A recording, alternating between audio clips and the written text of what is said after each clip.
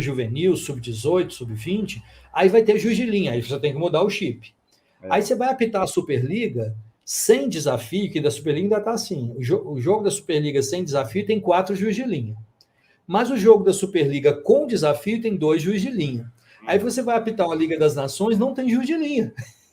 Então você tem que adaptar o tempo todo, meu amigo. É complicado. E o que eles fizeram? Como não tem ninguém para conversar com os técnicos ali, nesse formato que você falou, quando o primeiro árbitro está lá e os técnicos, a equipe, o banco está do lado dele, eles colocaram um terceiro árbitro, que ele vai fazer esse papel, que o primeiro árbitro tem como descer para conversar. Então eles colocaram um terceiro para fazer esse meio de campo. Não, isso, entra, faz isso e aquilo. Então colocaram mais uma função por causa desse novo layout. Ficou interessante. Vamos ver o que se vai render ou não vai render. Sim. São novidades, né? Foi igual aquela situação de pegar de pé. Porque quando pegou, todo mundo falou que era absurdo, né? Era um absurdo. Mas vingou. Então. Vamos lá. 13º. Em caso de 2 líberos, eles podem estar em uniformes diferentes um do outro e do resto da equipe. Uhum. Antes, a regra, na verdade, era um pouco omissa, que falava o seguinte: os líberos têm de ter cor diferente dos jogadores regulares. Os regulares são aqueles que não são líberos. Mas não falava nada entre eles.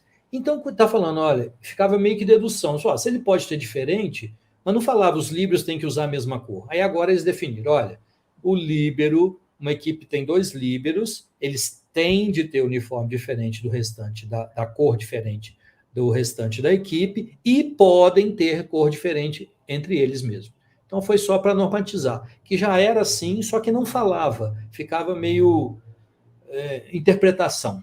Né? Então, aí, imagina, 2 equipes jogando com 2 líberos, uma aparecia com um líbero jogando de vermelho e a equipe de branco, e o outro jogando de azul e preto. Eles falaram assim, mas não pode aquilo lá. Então, para evitar essas situações, eles colocaram num texto. Pode sim. Se tiver 2 líberos, eles têm de ter cor diferente de jogadores regulares e podem ter cor diferente entre eles mesmos, da mesma equipe. Beleza. Deu uma travadinha aí, mas... deu uma travada? Vai voltar. Tá, beleza. Mas, quer que repete? Não, acho que só eu chegou na parte da troca de camisa que falou. Se você quiser falar mais um pouco. Tá, então, só falando. Como eles só colocaram no texto para ficar claro para todo mundo. A equipe tem 2 líberos, eles têm de ter cor diferente do restante da equipe. Isso é regra. E eles podem ter cor diferente entre eles mesmos, entre os líberos. Só isso. Pode ou não. Então, essa é a situação, um resumo disso.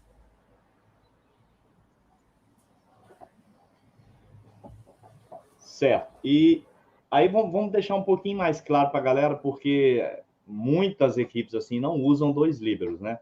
Uhum. A gente sabe que, por exemplo, o líbero entra no lugar do meio, geralmente, e ele sai quando esse atleta vai para a posição 4, né, que ele chegou na rede. Ele só pode voltar depois que acontecer um rally, perfeito? Exato. Um rally completo. Isso. Um rally completo, exatamente. Esses 2, eles trocam entre eles, independente do rally. Perfeito? Tem que ter um rally com... Usa um para receber e o outro para defender. Uhum. Então, vamos dar um exemplo disso. O jogador de meio foi para o saque, tá? E ele tem que sacar, porque o líbero não pode sacar. É fato. Então, sacou, errou o saque. Então, sai esse jogador de meio, que geralmente é ele, né? Entra um líbero número 1, tá? Porque ele é bom na recepção de saque, tá? Aí, esse líbero ele recebe o saque muito bem, a equipe dele vira a bola e a equipe dele roda. Aí o técnico decide colocar um outro líbero no lugar do número 1, líbero número 10, porque o líbero número 10 ele é melhor nas ações do jogo, não na recepção do saque. Então eles ficam fazendo a troca entre eles ali, tendo um rally completo no meio.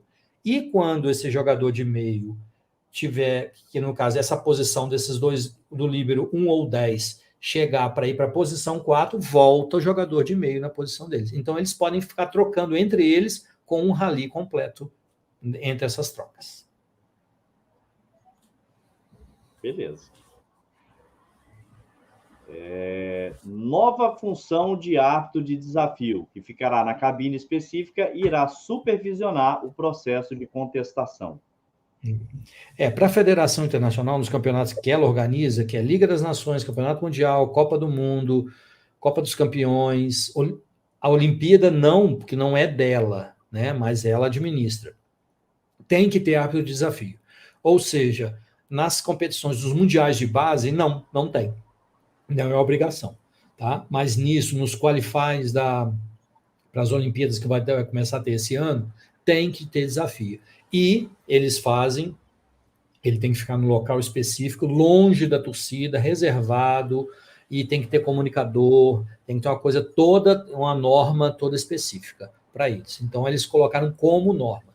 Na nossa Superliga, nós estamos avançando, né? Tínhamos poucos jogos com desafio, e agora está começando a aumentar o número de jogos com desafio. Então, só que não tem essa... Aí vem isso é regulamento. Não tem esse lugar tão específico, não é lá no alto, não, é onde o ginásio conseguir colocar a pessoa. Mas para a Federação Internacional tem todo normatizado, é lá, ali, tudo certinho. Então essa é a diferença.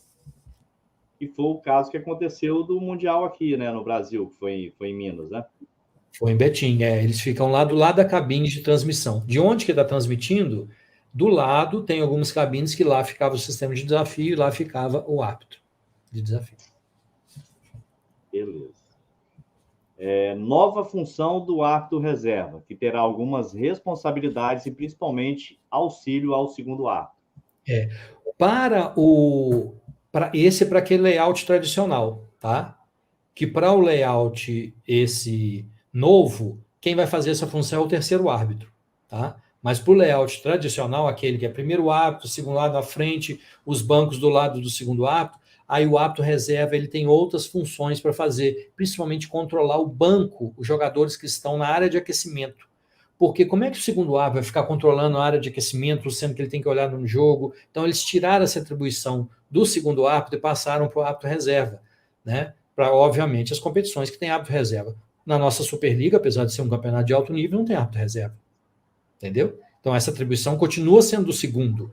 Mas nas competições que tem e que estão com layout antigo, o árbitro reserva assume essa função. E no layout novo, o terceiro árbitro assume essa função. Então, é mais para controlar os bancos e jogadores na área de aquecimento. Show de bola. Para competições 5B mundiais e oficiais, o árbitro de desafio, o árbitro reserva e o marcador assistente são obrigatórios. Foi aquilo que você falou, né? Exatamente. Lá, eles querem o mais alto nível, o máximo controle. Tanto aqui na Superliga, tem jogo que não tem desafio. Todos os jogos, nenhum jogo tem árbitro reserva, nenhum jogo tem árbitro reserva. Tá? Então, ela é outra situação. E aí, ó, se não tem desafio, não vai ter árbitro de desafio. Mas lá não, para as competições que a Federação Internacional organiza, todos têm que ter desafio, todos têm que ter árbitro reserva e obviamente, árbitro de desafio. E no layout novo ainda tem que ter terceiro árbitro ainda.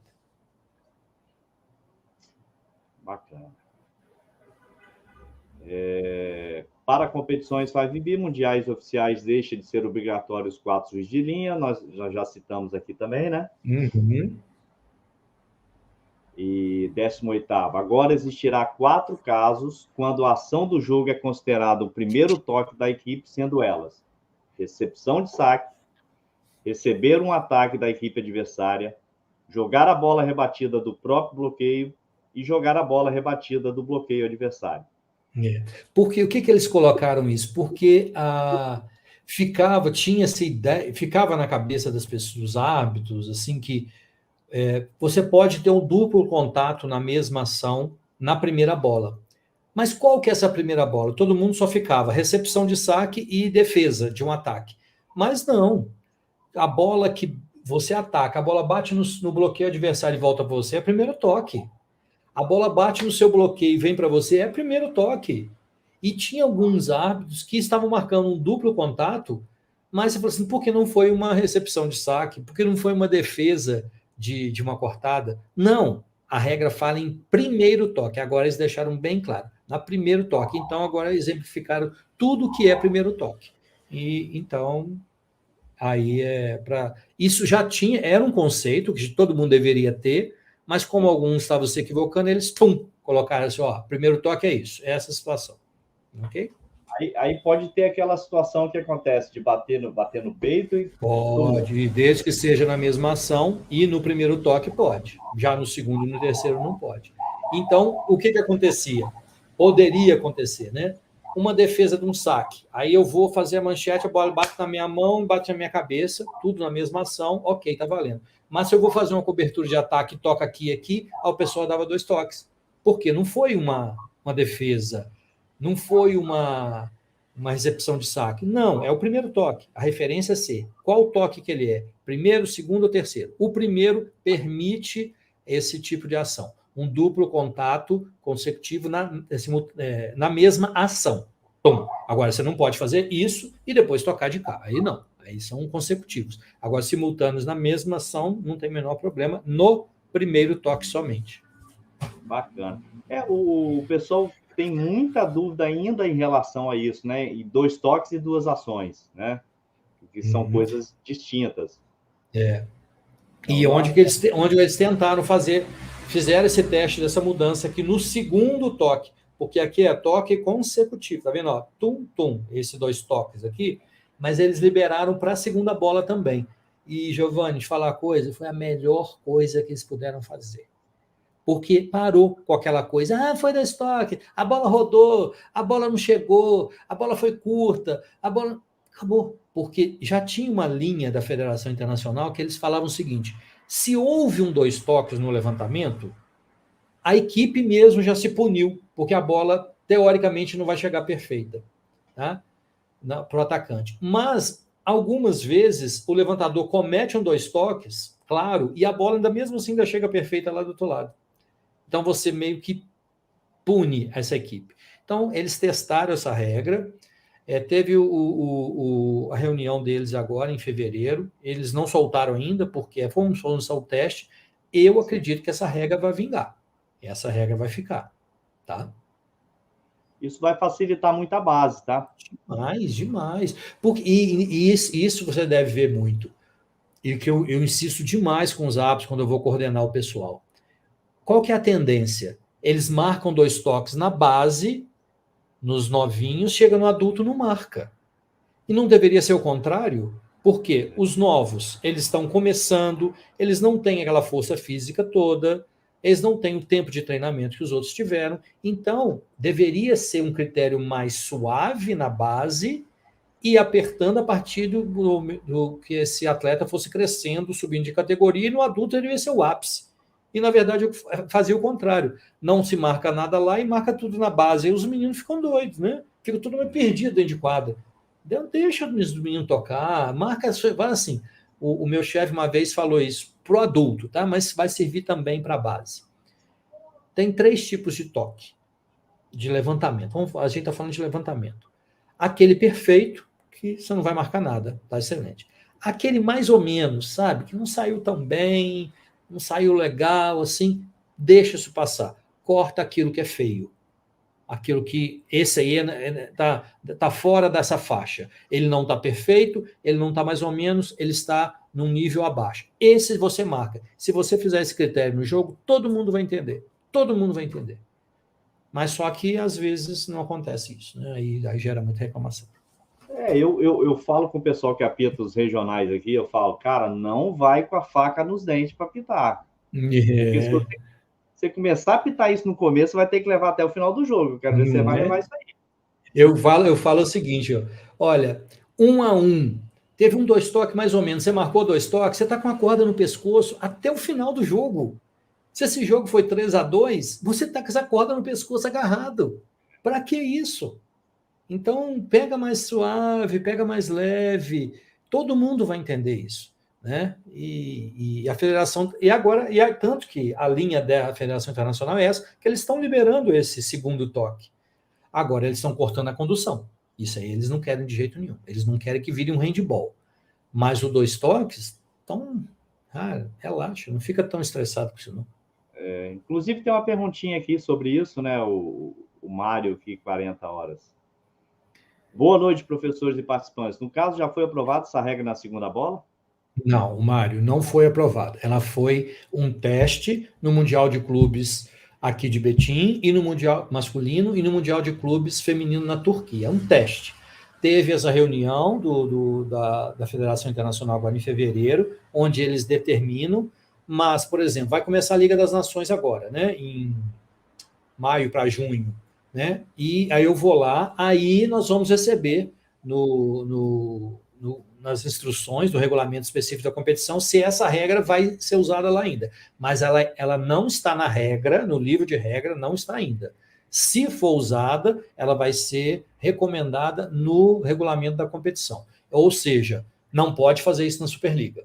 Não pode fazer isso no campeonato estadual que você dirige a equipe aí, por exemplo, tá? Só vai poder fazer quando ela virar a regra, ela entrar na regra.